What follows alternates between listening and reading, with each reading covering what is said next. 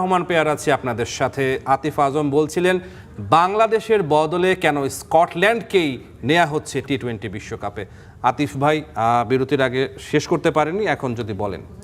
স্কটল্যান্ডের ব্যাপারটা যতদূর আমি শুনলাম বাইরে থেকে, মানে বিভিন্ন বাইরের ইয়ে থেকে, সেটা থেকে যে যখন লাস্ট দুটো দেশকে টেস্ট প্লেইং মর্যাদা দেওয়া হয় আফগানিস্তান, তখন কিন্তু আফগানিস্তান আর আয়ারল্যান্ড স্টেট প্লেইং নেশন পায়, একই সাথে পেয়েছিল।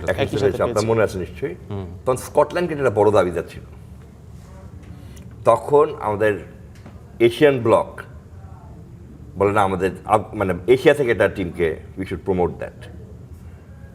সো এইবার যখন এই কথাগুলো হয় তখন হোয়াইট যারা আছে, মানে যারা ওই দিককার আর কি, মানে আমি মানে না মানে হোয়াইট কালার বলতেছি না, আমি বলছি যারা ওই দিককার, ধরেন অস্ট্রেলিয়া সবাই তখন এবার একজোট হয়ে গেছে যে এর আগে এবার একজোট হয়ে গেছে যে এর আগের বার তো স্কটল্যান্ডকে দেওয়া হয় না, মানে even they could not get the test status. এবার আর তোমরা কোনো কথা বলো না, এবার let us do it this way. আচ্ছা, আপনি বলছিলেন যে একটা ব্লক ভেঙে গেছে, সেই ব্লকটা কারা? Asia block. এশিয়া ব্লক, কারণ ইন্ডিয়া। কারণ আপনাকে জাস্ট খালি এইটা বলেন, গতকালকে আমি আমির ইসলাম বুলবুলের রুমে যাওয়ার সৌভাগ্য হয়েছিল। কি বলেছেন তিনি? মিটিং এর পরে রুমে যাওয়ার সৌভাগ্য হয়েছিল। আমার মনে হয় যে বুলবুলকে আমি মানে এত ডিভাস্টেটেড কখন দেখিনি। আর 3-4 জন গিয়েছি আমরা। বিধ্বস্ত ছিলেন?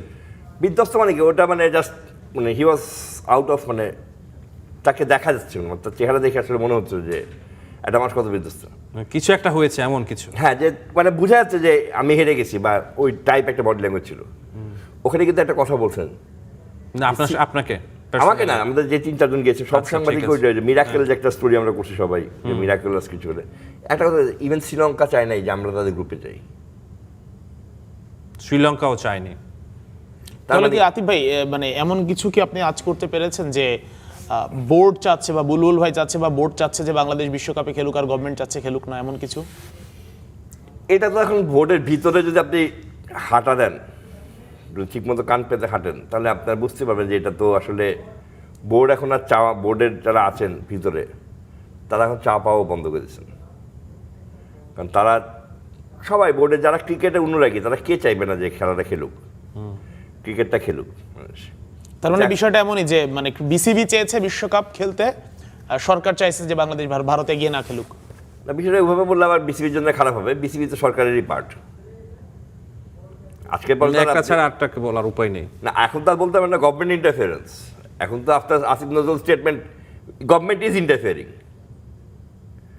আগে আমরা তো অনেক ছলাকলা করে লিখতাম, মনে আছে যে সাবজেক্ট টু গভর্নমেন্ট ইন্টারফিয়ারেন্স, সরকারের হস্তক্ষেপ, সরকারি হস্তক্ষেপ।